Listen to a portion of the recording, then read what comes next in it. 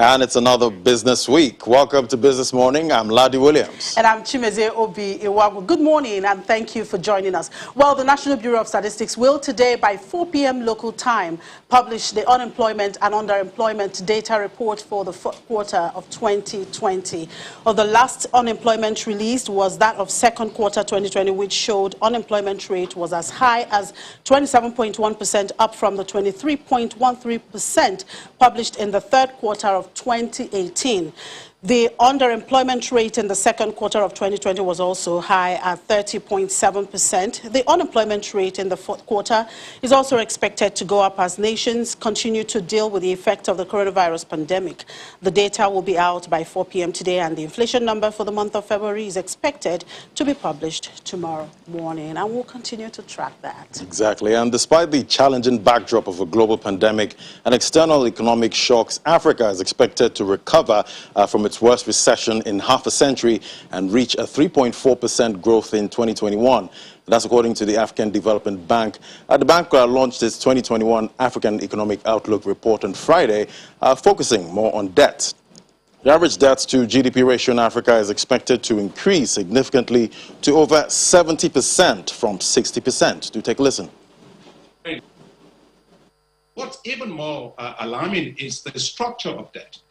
Where the debt right now is largely, Joe, most of it is largely in the hands of commercial creditors. Almost $337 billion, in terms of private creditors, and also those that are the private creditors without any types of securitization for it. So that's very, very worrying indeed. And the other thing that I will see in the report is the fact, Joe, that the official development assistance, bilateral assistance, has actually plummeted. You look at it in 2000, it used to be 54% of Africa's debt stock, rise down to about 27 or so percent. And you look at, as that is happening, people are going off to the international capital market to go borrow. 17% was what it was in terms of commercial creditors in 2000. Now is 40%. And that is where we have a challenge. That was Akinwumi Additional, the president of the African Development Bank. And about 2 weeks after her resumption as the Director General of the World Trade Organization, Dr. Ngozi Okonjo-Iweala arrived in Nigeria over the weekend on an official visit. She was received by the Permanent Secretary of the Ministry of Industry, Trade and Investment. Dr. Okonjo-Iweala says she is in Nigeria to show appreciation to the president for his support, as well as discuss how Nigeria can leverage on her position to improve its trade using the African Continental Free Trade Agreement. Welcome, Your Excellency.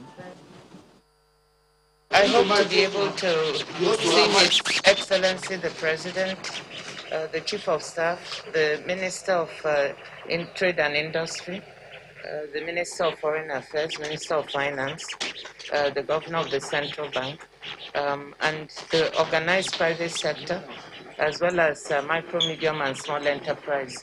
Women entrepreneurs, I'd like to meet with the women. And the whole objective is to see how the WTO can better assist Nigeria and Nigerian entrepreneurs with respect to improving the economy. Nigeria's share of trade in Africa, we hope to be able to use the African Continental Free Trade Agreement to improve our trade. And to do that, of course, we have to improve investments. We have to add value to some of our products. This Continental Free Trade Agreement is a unique opportunity for us to be able to engage commercially with the other nations in Africa, and that will boost exports. And then when you boost exports, you create more jobs. We're also going to talk about the digital economy and how young people are accessing the internet for e-commerce. So those are some of the issues. What more can we do to support all of that and generate more activity? Well, from what she has said, the bottom line is for Nigeria to build a value chain, Yeah. you know, of businesses, of manufacturing sector, if we must take advantage of the AFTA. I mean, not necessarily having a Nigeria as a WTO DG. If we don't build a value chain, Exactly. we aren't going to get anything. Let's not make the position useless.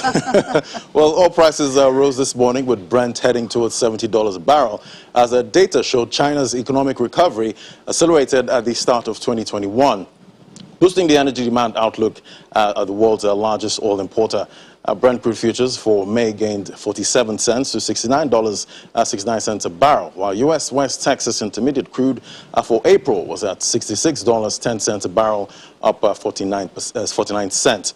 China's industrial output growth quickened in January, February, beating expectation, while its daily refinery throughput data rose 15% from the same period a year ago, further supporting prices. Top oil exporters, Saudi Arabia has cut the supply of April loading crude to at least 4 North Asian buyers by up to 15%, while meeting the normal monthly requirements of Indian refiners. The supply cuts come as the Organization of Petroleum Exporting Countries and its allies, a group known as OPEC Plus, decided earlier this month to extend most of its supply cuts into April.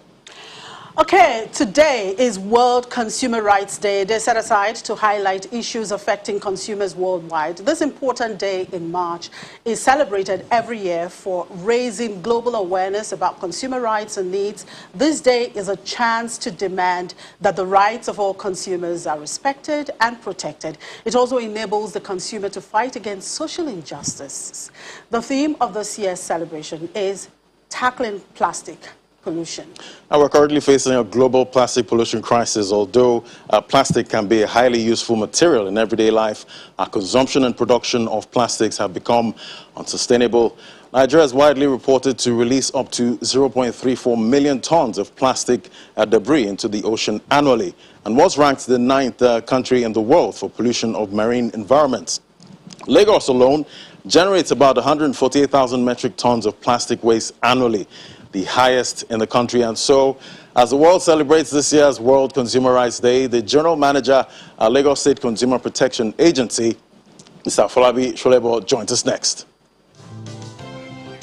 All right, thank you very much, Mr. Sholebo, for joining us on the program. Great to have you. Now, tackling plastic pollution, that's the theme for this year's Consumer Rights Day. Why is this theme important at this time? Yes, you know that every year we do have a theme for the World Consumer Rights Day. But this particular year we're talking about tackling plastics pollution. Why? Because everywhere you go you see plastics everywhere, and it's actually very, very wrong, and it pollutes the environment, especially the ocean. And we just, like today that is the World Consumer Day, we have the intention of going out there to sensitize and educate people on how to eradicate this, if not totally eradicate the use of plastic, because we, when you think about the reuse, you refuse using it, you go everywhere, eateries and everywhere, you see plastics everywhere. On the road you see plastic. It's not only bottle plastics alone, but all forms of plastics is polluting the environment. Even sachets, nylons, all of that. Yes, yeah, all of them pollute the environment. So, and data shows that Lagos State generates the highest plastic waste annually. And you see that gets dumped into the oceans, which also causes flooding. So what is the state government doing to eradicate this problem? The state government is doing a lot, apart from the issue of the plastic. There are some other things, but as regards the plastics, we're trying to, it's still continuous education of the masses about why they should not use all these plastics, because it's really pollute the ocean, and it's only when you eradicate this from this side that you can clean the ocean. Because if you clean the ocean now and you've not sorted out the issue of the use of plastic in and around the environment, that is still the same thing. Well, of course, obviously, consumers won't be stopped from using plastics, particularly yes. now we have, COVID-19 pandemic. Then you have a lot of manufacturers coming up with face masks. You have gloves. All of these things are made of plastics. And then people would have to, of course, buy their food, drinks, and all of yes. that. So while you educate consumers to be mindful of the usage or how to dispose it, but for you, as the state government, what have you done in the area of, separation of waste materials into paper, plastic, aluminium? Because when you go to other developed economies, for instance, in the US, you find out that when people want to dump their refuse, they have places where they have to dump plastic because it has to go through recycling and all of that. So at the point of dumping, how have the government been able to say, okay, this is the area we would say, okay, we have the plastics dumped? Like our own economy is still developing, and that is part of what we're going to be doing today, because once Olivia and I were going to, and it's going to do short of road work and everything, and it still boils down to sensitizing the public about, because we'll be picking plastics along the road to demonstrate that once you pick all those things, you separate them and keep them separate from... But the government will have to make a provision. Yes, the government is definitely, the government is making provision for that. It's not really, it's a new thing per se here, because it's part of this enlightenment, public enlightenment and sensitization that will allow people to understand the reason why they should stay, at least to a very large extent, stay away from this use of, What about plastic. recycling plans? Yeah, well, on the issue of recycling plan, I may not be able to say much on that, but I know one thing, because we are going to be making recommendation to the state government, to Lagos state government on this, because we've studied the other climb that they use plastics and how such plastics have been eradicated or reduced to the barest minimum. Because some parts actually use some of this waste to create energy. To create energy. So so by the time you pick them all around from different places, and they are kept away from the public, from the environment, so that it can be used for the proper reason for energy. Now, aside from sensitizing the consumers, what Yes. about the manufacturers of these plastic? For instance, some of these companies that manufacture drinks in plastic, how do you also sensitize them? How do you monitor them? How do you ensure that they produce these plastics in a sustainable manner? Because all of these, talking about this consumer right, it's still doing things in a sustainable manner. How do you check with this? Could it be maybe via taxes or something? We work in conjunction, in collaboration with the Manufacturers Association of Nigeria, and we are discussing on this, and we intend to do more public enlightenment on that in conjunction with the manufacturers. So they, from their own hand, as an association, they'll be able to really liaise with all those manufacturers of all these plastics related, like plastics and even spoons and everything, anything that has to do with plastic. So with a collaboration with them and the Federal Competition and Consumer Protection Commission, which is the federal bit of this, so okay, work in collaboration. Since today is Consumer Welfare and Protection Day, it is important to address this inevitable adjustment to the price of petrol, and refined product. What is being done by this agency to protect consumers from pricing, gouging, fixing, and collusion by marketers and unscrupulous manufacturers? From our own hand, we have our own scientific and investigation department, and we've been monitoring this, and we intend to, because definitely you'll see a price this 1 liter may not be up to 1 liter. So our intention is to go out there, go after them, and look for people that we know that are doing something that is against the law. Because if you say so amount per liter, it should be at least per liter, so that the measurement could be commensurate with the price you're paying for petrol. Okay, now I was reading on the Economist magazine this morning, and it says that due to the lockdown effect, the global consumer has accumulated approximately $3 trillion in savings, and that's an equivalent of 4 to 5% of global GDP. If the consumer spend all of its involuntary savings, that's 2021 to 2022, it will push global GDP growth to a record 10% from projected 4% due to the multiplier effect. Now the question is that both globally, and domestically, what do you think the impact of this one-off spending spree will be on the Nigerian and Lagos economy as it is? And how will this consumer squandermania, spending so much, not lead to extra waste pollution, particularly plastic usage? If consumers have to spend so much now as, the world come around from the COVID-19 pandemic? Well, to that question you just asked, ours is a very young agency, and if you look at it, ours is to promote and to protect consumers.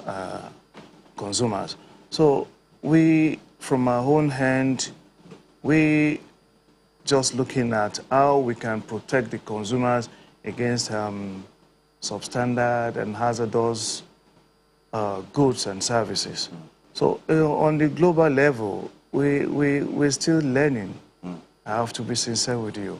We're still learning because, like me, I'm just new in this agency, and we're trying to bring 1 or 2 people, even collaborate with other agencies within and outside to really be on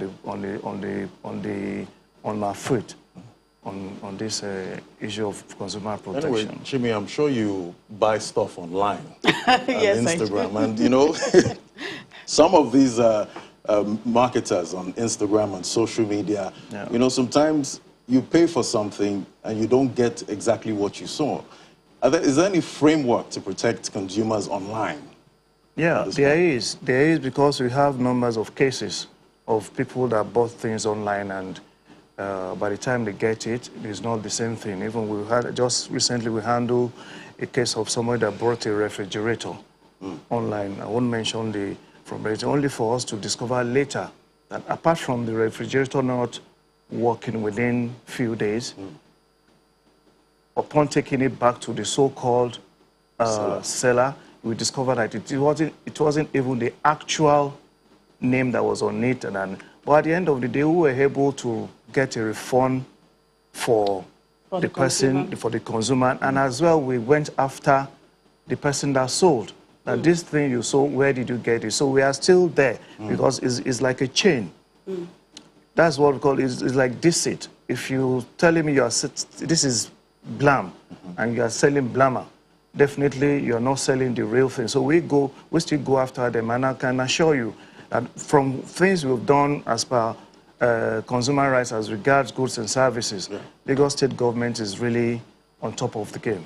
All right, since this year's theme is tackling plastic pollution, and we know that it's really a problem here in Lagos State, and rainy season, well, here, rainy season, of course, is upon us, and very soon we'll begin to see flooding here and there. So what message are you passing now from Lagos State? What message are you passing in terms of the usage of plastic and how we can manage this so we don't block our drainage system and, have a sustainable environment?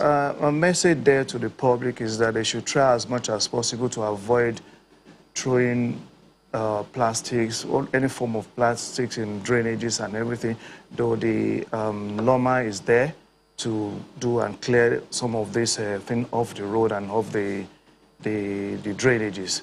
And we just enjoin people as well to try as much as possible to avoid doing that, because it's a form of rethink, and so that we know, and even if you want to reuse, we know that it shouldn't be where it should be hazardous to the health of the populace. All right, thank you very much, Mr. Falabi Sholembo, for thank you so much. Thank you for inviting us. Yeah. Okay, we take a break, and when we come back, we look at the markets, particularly the trend we have seen so far in the fixed income market. Do stay with us. Well, last week, the fixed income market closed the last trading day sideways amid monetary policy uncertainty. The market also witnessed the opening of MTN Nigeria's 100 billion naira commercial paper. Tajuddin Ibrahim, Senior Vice President and Head of Research at Chapel Hill Dunham, joins us now for this conversation. Thank you very much, Mr. Ibrahim, for joining us on the program. Good morning. Good to see you. Good morning. Thank you, too, for having me. Good morning. All right, let's look at the fixed income market for last week. How would you describe the sentiments observed both in the secondary and primary markets? Well, thank you. I think the broad sort of development in the market last week is that the market broadly remained bearish. If we take a look at the primary market, talking about the T-bills auction for last week, we saw investors making higher demand for the T-bills offered by the CBN. The CBN was out to offer 89 billion naira, but demand was substantially high, at about 2.2 times the level that the CBN offered. So we saw demand coming in at 197 billion. So on the back of that, the CBN had to sell more than they actually offered to sell to the market. So they sold about 109 billion in T-bills. And one key takeaway from that auction for last week is we saw the one-year Treasury bills rate going materially higher to 6.5% from 5.5% it closed at the last auction. And what we also noticed that the 182-day T-bills as well as the 91-day T-bills were unchanged in terms of the stop rate on those two instruments. And so that takes me to another key takeaway from that auction of last week. And the key takeaway also is that the CBN's action is consistent with the debt management strategy office, strategy around debt. They prefer to be on the longer dated debt versus short dated debt, and they will give the required incentives for investors to stay at the longer end of the yield curve. So those are the key developments, that shaped the fixed income market last week, and we see more of that unfolding in the coming weeks. All right, Mr. Ibrahim, with the uncertainty in the monetary policy and high inflation, what is your expectation for yields in the short term? Thank you very much. In the short term, given the uncertainty on the monetary policy front, we expect yields to trade sideways in the short term.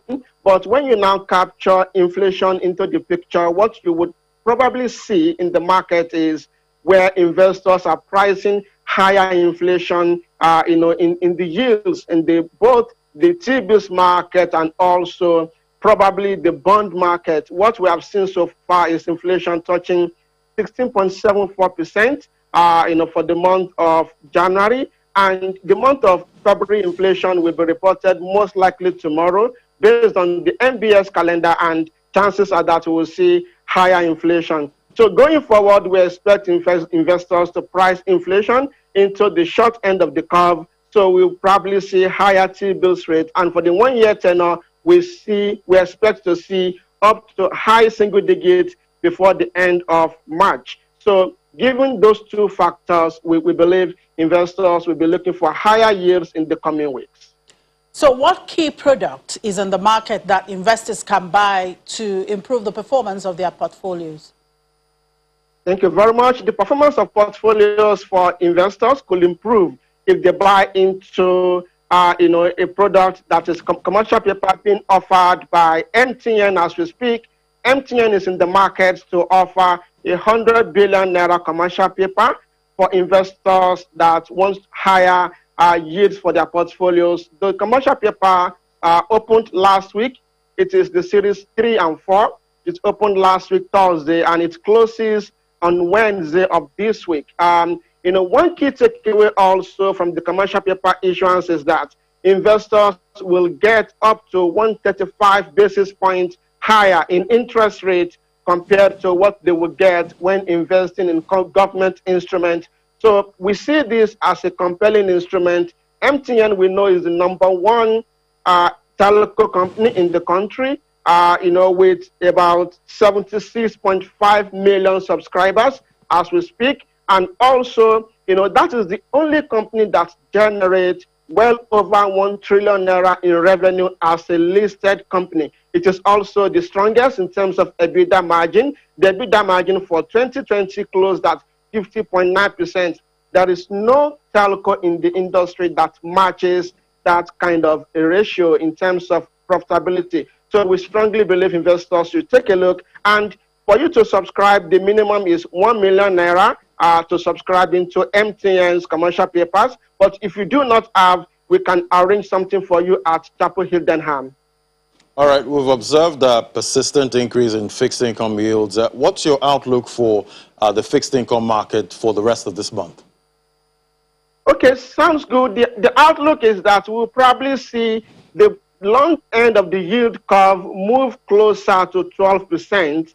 And we believe that number is good enough if we consider the fact that Nigeria's long-term inflation on an average is 12%. So when investors in the current environment are able to get 12% on the long end of the yield curve, we strongly believe that that looks or sounds like a decent number for them to gain in terms of the yields on their portfolios when we talk about bonds. But when we talk about treasury bills, our expectation is that the investors should be more focused on the long end of the yield curve when we talk about T-bills. And those T-bills, we believe the one-year T-bills will close the month of March in high single digits. We have seen it move substantially from about 3.5, 4.5%, and also, from 5.5 to about 6.5% as we speak. So we believe the long end of the curve in terms of the T-bills is where the money should be going to. In terms of the short end, we think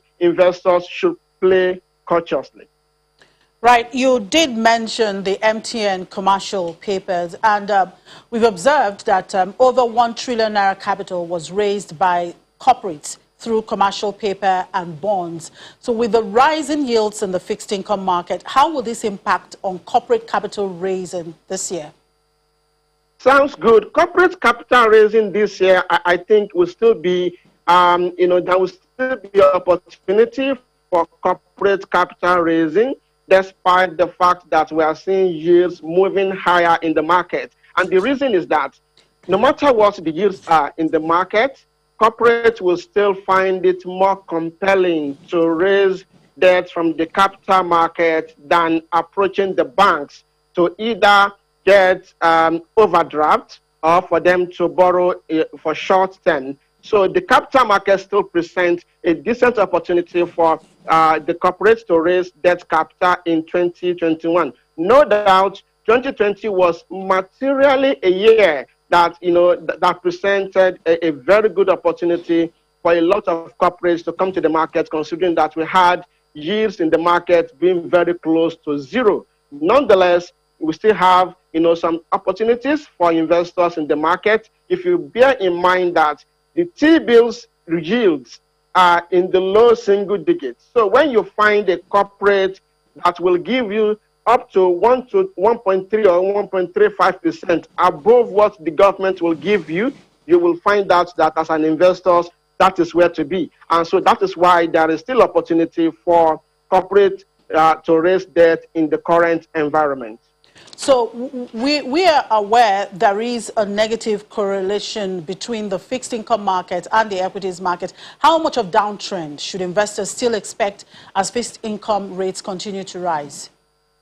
Well, that's a very valid and good question. I think what investors, generally speaking, should expect is that this trend will last at least over the next couple of months. We have begun to see a repricing of yields in the market, and that is causing equities to go downwards in terms of the performance of the stock market. But what we believe is that there will still be some decent names in the equities market that investors could consider investing in. So in the short term, investors should expect this trend to continue, where we will probably be seeing more preference for the fixed income and money market instrument as yields are going up. But investors should also bear in mind that they cannot replicate the type of return that they had last year when yields were materially down up to like level 0. They can't replicate that return in 2021. For you to play well in the market and generate decent returns, you need a very good mix of fixed income instruments as well as very strong equities for you to have decent returns on your portfolio as a portfolio manager in 2021. That's our belief. All right, Mr. Ibrahim, what's your advice for retail investors in respect of the fixed income market for 2021? Very good question. I think retail investors should look to, for instance, we are talking about MTN's commercial paper, and that commercial paper has a floor of 1 million naira for you to come into investing in those papers. Assuming that you don't have up to 1 million naira as a retail investor, what you should do is to speak to us at Tapu Hiddenham. Then we will structure something for you that will ensure that you are also able to tap into the kind of good returns that you will see on MTN's commercial papers compared to what you would see on the government instrument. Apart from MTN's commercial paper, there will be other commercial papers that will be issued this year. In 2021, we believe retail investors should also pay attention to them and take part, for good returns. Bear in mind, what you get investing in commercial papers and probably also in treasury bills of the CBN are a lot more compared to when you put your money in savings accounts. This is why we believe investors in the retail space should look into some of these very good instruments for strong returns in 2021. All right, thank you very much, Mr. Ibrahim. Tajuddin Ibrahim, thank you for sharing your time with us this morning. We do appreciate it. Thank you for having me too. All right, still talking about the market. Well, Eddie, I'm sure you heard Mr. Ibrahim there. Investors should take advantage of the fixed income market as well as the equities market to actually make gains for 2021. But how they are able to balance this portfolio, perhaps they have to seek advice of some of these financial experts, I guess. I mean, that's the best way to go. If you do not understand the market, it's best to speak to someone who understands the market. But Chimi, if the yields in the fixed income space keep rising, I'm afraid that we're not really going to see a lot of investors in the equities market. So we just hope to see how, we can balance this out, where the investors in the fixed income market are smiling, and you and I at the equities market are also smiling. Well, let's talk to David Adonri, a stockbroker at HighCap Securities, to find out what he's likely to see in the market this week. Good morning, Mr. Adonri. Thank you for joining us on the program. Thank you. Good morning. Always a pleasure being with you. So we've had 6 consecutive weekly declines in the market. What are we likely to see this week? It's been a market that is in fatigue. The rally last year that moved into the early part of this year was breathtaking. And so it shifted the balance in the capital market and tilted it more towards the equity. But now that the debt space is fast recovering, corrections are now taking place and financial assets are also migrating into fixed income. But that notwithstanding, when you have an equities market that has slowed down, and it's likely to slow down a little bit in spite of positive macroeconomic indicators like crude oil price rising and so on and so forth. Earnings also been announced. But the debt space is now overshadowing the market. So the equities market has now become a buyer's market. So this is a very good time for bargain hunters in equities to start taking position, because sooner or later another equilibrium will occur in the market and equities will start recovering. And so those who have come in now at the bottom end of the market will start enjoying a future when the equities market starts recovering. So we're in a buyer's market now as far as equities are concerned. All right, Mr. Donry, thank you for your input on the program. Have a lovely week ahead. You are welcome. Pleasure. Bye. So the market was down 1.74%, and that was due to sell-offs in stocks like Zenith Bank, MTN Nigeria, and UBA. So that dragged the All-Share Index 1.74% to 38,648.48 points, while the equity cap was at 20.221 trillion naira. Now, volume, value, and deals traded last week were lower compared to the previous week, as we saw volume decline by about 22%. Value was also lower by about 30%, and we saw 21,732 deals. Sectoral performance was positive, mostly positive. We saw the banking sector down 5.75%. Now, that was due to the 10% decline on UBA. Zenith Bank was down by about 5%, and GT Bank was also negative. Consumer goods was up 2.18%. Industrial goods was down 0.05%. Now, we all remember what we saw happen with Dangote Cement and WAPCO last week. Those were the major drivers of that sector. Insurance was up 2.84%, while oil and gas was up 0.59%. The unlisted securities market posted gains last week as the NSI rose 0.50% week on week to 700.8 points, while the market cap was at 502.82 billion naira. We saw about 8.38 million units worth 44.55 million naira traded in 25 deals.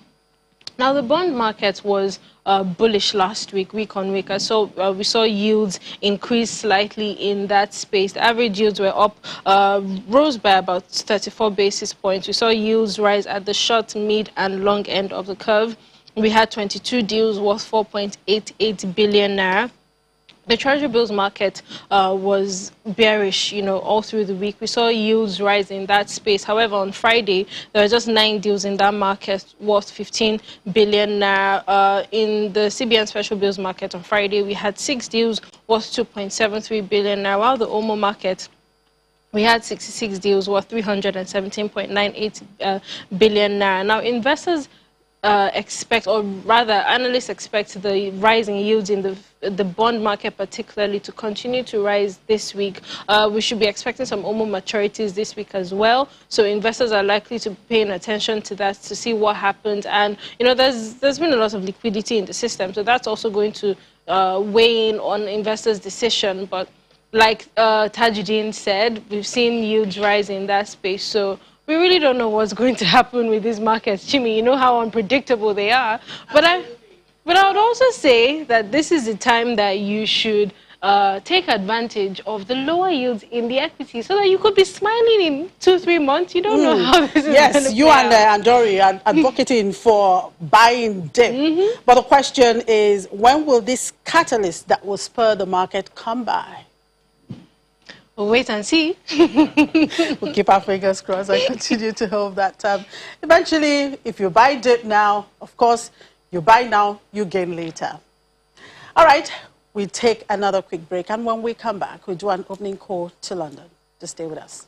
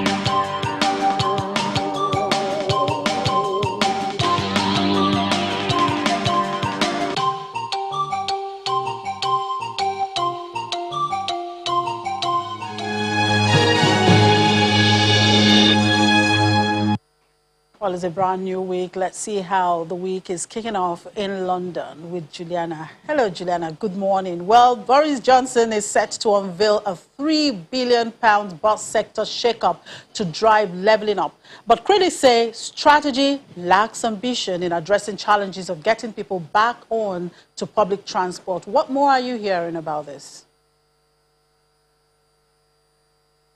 Well, yeah, I think the main aim of the government and the Department for Transport is to shift people from using emissions-led vehicles into emissions-free buses. I think with this budget, they're expecting to manufacture 4,000 new buses. They will either be hydrogen or electricity buses. And really, what the government are trying to do is to expand and propel the fledgling UK manufacturing industry, which is why they're doing this. But as you said, a lot of union bosses and the Labour government are underwhelmed. They don't think this addresses some of the key issues when it comes to connectivity in some of the areas that Boris Johnson has said he'll try to level up in the north of England. And also as well, the fact that fares are rising. Fares rose in February. They are going to continue to rise. And even though it's £3 billion, some people say it's money that's going to be wasted. And the governor of the Bank of England has come under new criticism for failing to declare a potential conflict of interest in a scandal that saw thousands of bank customers mistreated. Mr. Bailey seems to be on spotlight these days over financial scandals. First it was London Capital and Finance scandal, and now it's RBS.